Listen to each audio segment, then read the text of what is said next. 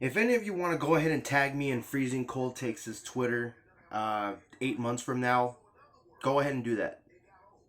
If any of you want to go ahead and call me a hater, call me someone who's never satisfied or never happy with anything that the WWE does, go ahead and do it. I don't care. You read the title correctly. I am not buying into Drew McIntyre's main event run at all. The bottom line is, here's the thing. You can build someone, you can put someone against Brock Lesnar, you can even have them have the momentum enough for the crowd to get behind them for the WrestleMania main event.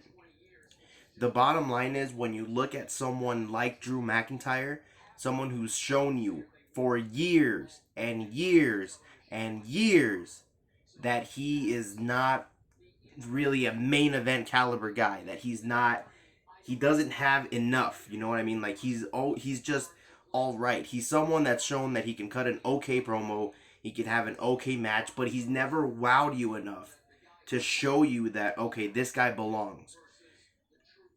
There's a reason for it. And he's been in the company for like fucking, I'm not counting his absence. I'm going to say he's been in the company for like 12, 13, 14 years. And there's a reason that he hasn't gotten that main event caliber push. It's because he hasn't shown to be a main event caliber superstar. Now, right now, I want to preface it by saying that I never thought Drew McIntyre sucked. I never thought that he wasn't decent. I've never thought that he didn't belong on a WWE show. What I am saying is, in this aspect, in this climate, as a matter of fact, in general, Drew McIntyre has never shown the company that he is that guy. He is the WrestleMania main event. He's the one that's going to have the belt and the fireworks going to go off and everything's going to be happy once we go into Monday Night Raw. That's not who Drew McIntyre has ever been, and it doesn't look to me like he is that guy. And like I said, you can show that he has momentum. The fans are getting behind him, even though there are no fans anymore. The bottom line is, this is destined to go the same route as Seth Rollins. And what I mean by that is, you're taking a guy who's kind of bland, all right on the mic, good enough on the mic, good enough to have a decent storyline with Brock Lesnar, probably going to beat him at WrestleMania, win the belt, and then do absolutely fuck all. And the thing with Drew is that I don't think the company's as behind him as Seth Rollins is. So we could see Drew McIntyre going back to jobbing this time next year. And again, if I'm wrong about this, tag me in Cold Takes Exposed or Old Takes Exposed 8-9 months from now. But the bottom line is, I'm not sold on Drew McIntyre as a main event caliber superstar. I don't think anybody really should be, until they give you something with this character, until they give you some kind of a turning point. You can argue that it's the Royal Rumble, but that to me is forced. Having someone with the track record, with the win-loss record that Drew McIntyre has, all of a sudden just win the fucking Royal Rumble. I didn't even know he was a babyface until the Raw after. Like that's how little the company is really shown to be behind Drew McIntyre up until he just won the Royal Rumble out of nowhere. Just that, I don't know, it's weird. And the fact that the company is still trying to sell you on this reeks like Seth Rollins last year.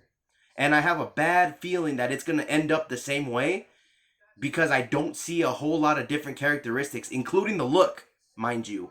Aside from the fact that Seth Rollins wears pants, tell me what the difference between Seth Rollins and Drew McIntyre is from a character perspective. There's nothing. Because as babyface Rollins was just cookie cutter, I'm going to beat you, I'm better than you, I'm the babyface who's going to take down Brock Lesnar at WrestleMania. Drew McIntyre has been, I'm the babyface that's going to beat Brock Lesnar at WrestleMania. I've been overlooked by the company. The company doesn't appreciate my talent. Yeah, you added that part in there, but that's overplayed too. The fact that there's nothing to differentiate Drew McIntyre from someone else. Like, I can't give you a characteristic that Seth Rollins has as a babyface this time last year that Drew McIntyre has now. That's going to be his downfall. Unless there's something that develops there, this is going to be destined to fail. So if I was the WWE, to be 100% honest with you, I would have Brock Lesnar keep the belt. Have Brock Lesnar keep the belt. and get behind someone for real. Don't just bullshit someone. Have them win this career-defining victory without any sense of momentum at all. That just doesn't work.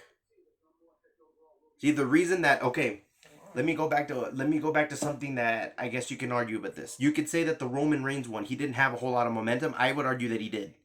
The reason that I would argue that he did is because he was in one of the most dominant factions to ever lay foot in the WWE. He had a pretty good singles career for that moment. I mean, yeah, it was cut short because of injury before he won the Royal Rumble, but he had a pretty big defining clean victory over Randy Orton, which not a lot of guys can say that they had at that point in time. Was a clean win over Randy Orton on a big pay-per-view. So there was that.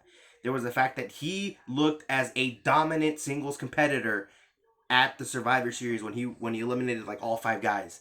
There's different elements to it that go into it that you can't just have a guy randomly win the Royal Rumble. You just can't do that. Like, it doesn't work that way. As much as smarts will try to tell you that it works that way, that you could just give anybody this career-defining victory. You could just have Finn Balor win the World Championship in one night on Raw, which you guys see how that worked out. It does not work. And unless something happens with Drew McIntyre and quick, this is destined to fail. This is not going to work. And that's it.